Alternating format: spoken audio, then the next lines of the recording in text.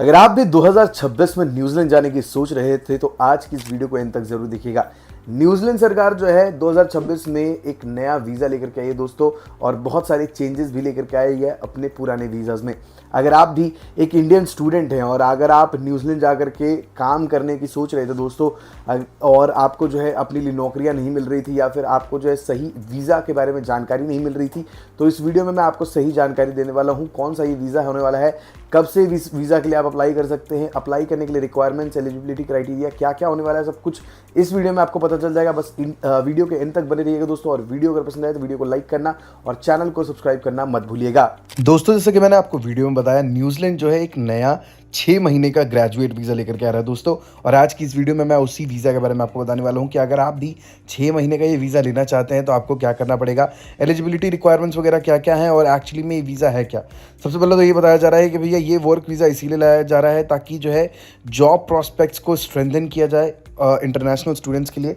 International students जो वहाँ जाकर काम करना चाहते हैं उन लोगों के लिए जो है ज़्यादा आसानी होगी अगर ये वीज़ा एक बार मार्केट में आ जाएगा। इसमें इंडियंस भी शामिल हैं दोस्तों।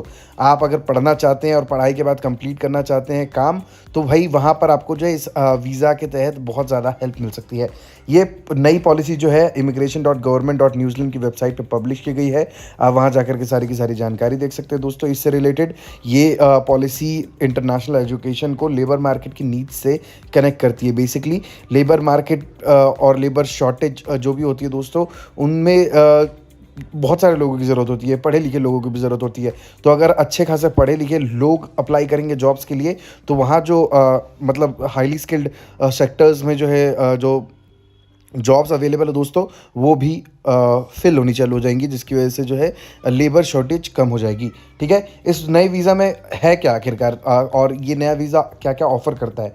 ठीक है, आप देख सकते हैं यहाँ पे लिखा हुआ है कि at the centre of the changes is a short term graduate work visa which is expected to open for applications this year. सबसे पहले तो ये वीज़ा जो है इस साल चालू होने वाला है। शॉर्ट टर्म ग्रेजुएट वीज़ा और वर्क वीज़ा कह सकते हैं इसको। ठीक है, बेसिकली ग्रेजुएट वर्क वीज़ा ही है ये। ठीक है, इस वीज़ा के ज़रिए जो है आप 6 महीने के लिए वहाँ जा कर के काम कर सकते हैं।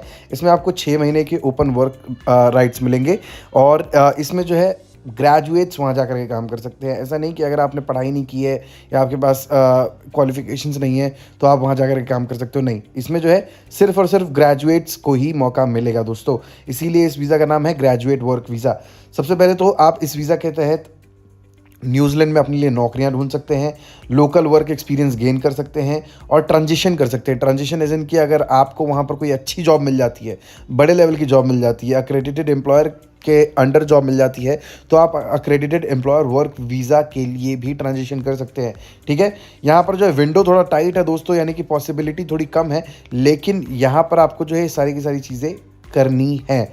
और जैसे ही आपका स्टूडेंट वीज़ा एक्सपायर होने वाला होगा, उससे 3 महीने का जो आपका विंडो मिलता है दोस्तों, उसमें ही आपको ये सारी चीज़ें करनी होती है दोस्तों। Applications must be filed with in 3 months of a student visa expiring, और ये उन लोगों को मिलेगा ग्रेजुएट वर्क वीज़ा जो वहाँ जाकर के पढ़ाई कर रहे हैं। ठीक है, मैं आपको बताता हूँ एलिजिबल कौन कौन है। सबसे पहले एलिजिबिलिटी जान लेते हैं। According to statement by immigration New Zealand, applicants must qualify for NZQCF levels 5-7। तो न्यूजीलैंड के क्वालिफिकेशंस लेवल हैं दोस्तों, तो उन लेवल्स के अकॉर्डिंग 5 से 7 लेवल के बीच में अगर आप क्वालिफाई करते हैं तभी आपको ये वीज़ा मिल सकता है।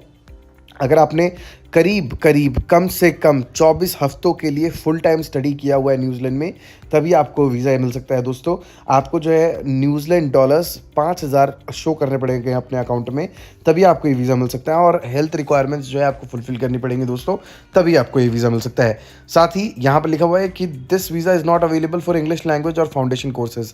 अगर आप इंग्लिश लैंग्वेज का कोई कोर्स करना चाहते हैं या फाउंडेशन बेसिक कोर्सेज करना चाहते हैं, तो उस कोर्स के लिए जो है ये वीज़ा अवेलेबल नहीं है, और उसके लिए जो है ये यूज़ नहीं किया जा सकता है। ठीक है, इसमें कुछ और रिस्ट्रिक्शंस भी हैं दोस्तों, जैसे कि आप इसमें जो है कोई सेल्फ एम्प्लॉयमेंट नहीं कर सकते हैं, कोई अपना बिजनेस स्टार्ट नहीं कर सकते हैं।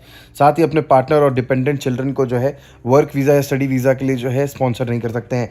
इसके साथ ही पोस्ट स्टडी वीज़ा जो है होता है दोस्तों, जो हर गवर्नमेंट प्रोवाइड करती है, इसी तरीके से न्यूजीलैंड गवर्नमेंट भी पोस्ट स्टडी वर्क वीज़ा देती है स्टूडेंट्स को उस पर भी कुछ चेंजेस आए हैं दोस्तों। यहाँ पर लिखा हुआ है alongside the new visa INZ has expanded eligibility for its post study work visa from late 2026 students completing a graduate diploma will qualify provided they studied full time in New Zealand, hold a bachelors degree from New Zealand और overseas.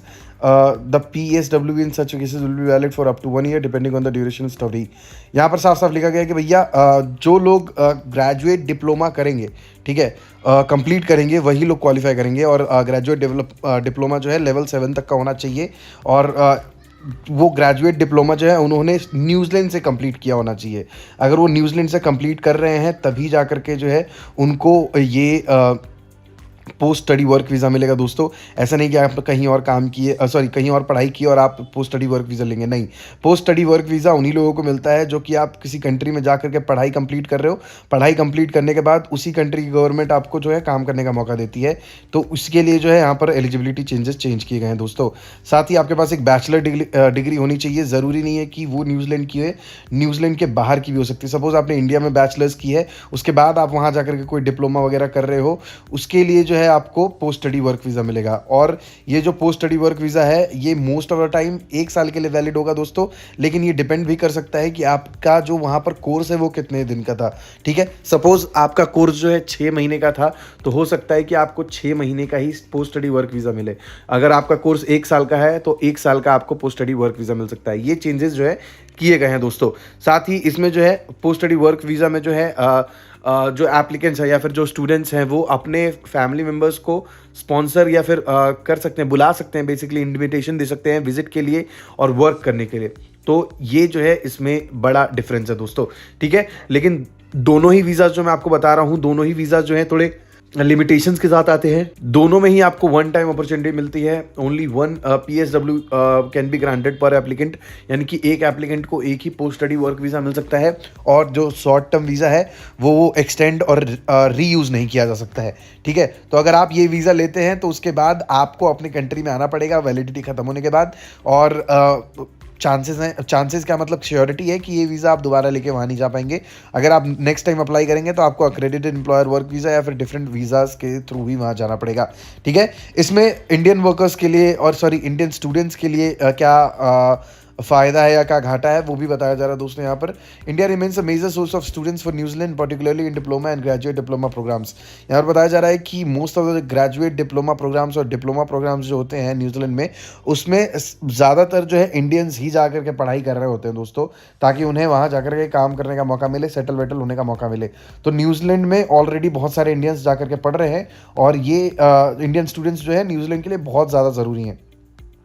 लेकिन इससे benefit किसको होगा? ये जो नए visa आए हैं दोस्तों, यहाँ पर लिखा हुआ है the new short term visa is likely to benefit those who currently do not qualify for longer post study work options offering a limited but useful window to enter the job market. Suppose आप post study work visa नहीं ले सकते, आपने वहाँ पर पढ़ाई complete नहीं की है, तो आप शॉर्ट टर्म वीज़ा लेकर के जो है वहाँ जा सकते हैं और इसका फ़ायदा उठा करके वहाँ के जॉब मार्केट में एंट्री पा सकते हैं दोस्तों, ठीक है। और अगर आप expanded post study work visa eligibility के लिए अप्लाई करना चाहते हैं तो भैया उसके लिए जो मैंने आपको तरीका बताया वो तरीका आप मतलब फॉलो कर सकते हैं और उसके अकॉर्डिंगली जो है पोस्ट स्टडी वर्क वीज़ा भी हासिल कर सकते हैं। लेकिन ऑब्वियसली उसके लिए पहले आपको न्यूजीलैंड में स्टडी कंप्लीट करनी पड़ेगी दोस्तों, उसके बाद ही आपको ये पोस्ट स्टडी वर्क वीज़ा मिलेगा। देखा दोस्तों, मैंने आपको 2 वीज़ाज़ के बारे में बताए। एक नया वीज़ा आने वाला है जिसे ग्रेजुएट वर्क वीज़ा कहा जा रहा है दोस्तों, और एक जो पोस्ट स्टडी वर्क वीज़ा होता है दोस्तों उसी में चेंजेस लाए जा रहे हैं। तो अगर आप इन दोनों वीज़ाज़ में से किसी भी टाइप के वीज़ा के लिए एलिजिबल हैं तो आप जो है जल्दी से जल्दी इन वीज़ाज़ के लिए अप्लाई कीजिए और एज इंडियन स्टूडेंट वहाँ जाकर के काम करना स्टार्ट करिए दोस्तों। और अगर पॉसिबल हुआ तो ट्रांजिशन भी आप कर सकते हैं अक्रेडिटेड एम्प्लॉयर वर्क वीज़ा में। ज़्यादा आप जानकारी पाना चाहते हैं तो न्यूजीलैंड इमिग्रेशन वेबसाइट पे जाइए, वहाँ आपको जो है सारी की सारी जानकारी मिल जाएगी। आप अपने लिए डिटेल्स ले सकते हैं, किसी कंसल्टेंसी के पास जाने की ज़रूरत नहीं है, किसी एजेंसी के पास जाने की ज़रूरत नहीं है दोस्तों। आराम से खुद से जानकारी लीजिए, खुद से वीज़ा के लिए अप्लाई कीजिए, अपने पैसे बचाइए और खुद से न्यूजीलैंड चले जाइए। किसी एजेंट के पास जाएंगे जो वो जानकारी आपको देगा वो ऑलरेडी आप भी ले सकते हैं, क्योंकि अगर आप ग्रेजुएट वर्क वीज़ा या पोस्ट स्टडी वर्क वीज़ा के लिए अप्लाई कर रहे हैं तो ऑब्वियसली आप थोड़े पढ़े लिखे तो हैं ही, तो आप उसके अकॉर्डिंगली जानकारी लीजिए, किसी और के ऊपर डिपेंड होना छोड़ दीजिए दोस्तों। आई होप आपको जानकारी अच्छी लगी होगी। जानकारी अच्छी लगी है तो चैनल को सब्सक्राइब करना मत भूलिएगा। मिलते हैं अगली वीडियो में एक नए टॉपिक के साथ, तब तक के लिए बाय बाय।